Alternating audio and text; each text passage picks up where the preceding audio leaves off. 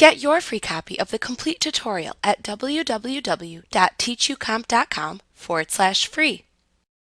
You can easily create layers in Elements. Many commands automatically create layers from selections when you use them.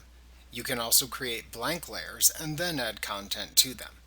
To create a new blank layer, click the Create a New Layer button that appears in the Layers panel, or select Layer, New, Layer from the menu bar.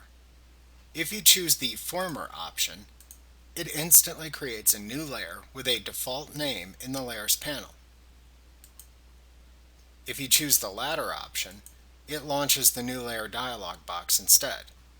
In this dialog box, type the name for the new layer into the name text box.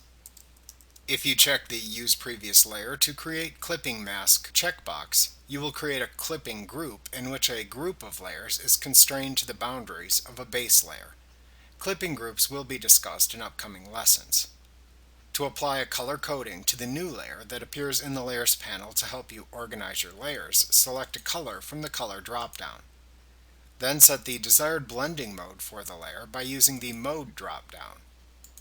Then use the Opacity drop-down slider to set the layer's opacity percentage level.